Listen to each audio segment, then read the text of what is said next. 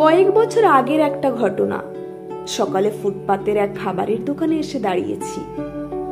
আগের দিন সন্ধ্যে থেকে এক কাপ চা ছাড়া আর কিছুই পেটে পড়েনি। অসহ্য বুকে যন্ত্রণা নিয়ে বাবা সেদিন নার্সিং হোমে ভর্তি। ওয়েটিং রুমেই বসে রাতটা কিভাবে কেটে গিয়েছিল জানি না। খাবার কথা তখন আর মাথাতেও ছিল না। ভোরের দিকে যখন খবর পেলাম বাবা মোটামুটি ঠিকই আছে, বুকের ব্যথাটা কমেছে, তখন মনটা একটু ভালো হলো। যাই হোক, ফুটপাতের দোকানে এসে দেখছি কচুরি ভাজা হচ্ছে। এক প্লেট কচুরি দিতে বলে আমি ওয়েট করছি। ফুটপাতের এই খাবার দোকানের উল্টো দিকেই রয়েছে একটা মন্দির। দেখলাম বহু মানুষের সমাগম।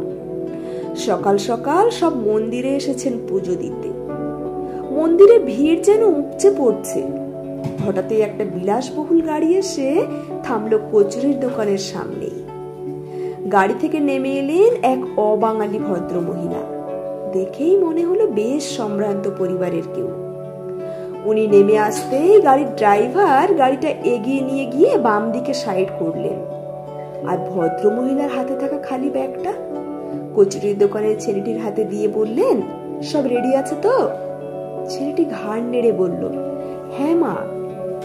কচুরির বেশ কয়েকটা প্যাকেট ব্যাগের মধ্যে দিয়ে দিতেই ভদ্রমহিলা তৎক্ষণাৎ ওই ব্যাগটা নিয়ে রাস্তার উল্টো দিকে গিয়ে মন্দিরের পাশ ধরেই হাঁটতে লাগলেন। ততক্ষণে আমার কচুরির প্লেটটা হাতে ধরিয়ে দিয়েছে।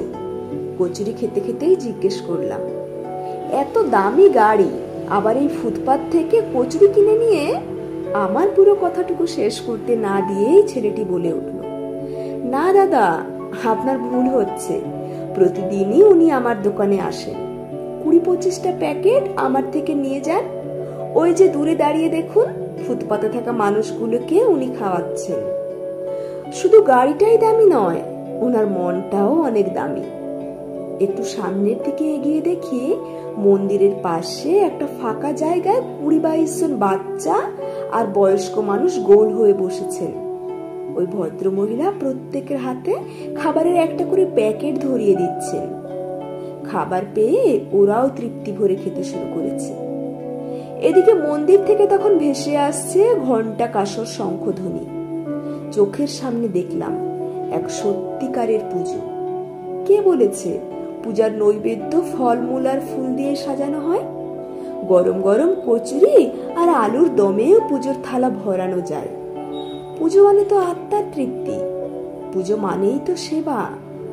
আসলে ভগবান বলে আলাদা কিছু নেই, মানুষই ভগবানের রূপে আছেন। ওই ফুটপাতে থাকা মানুষগুলোর কাছে ওই ভদ্র মহিলাই তো ভগবান।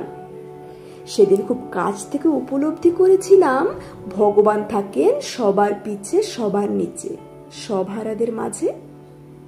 কলমে সরজিৎ ঘোষ।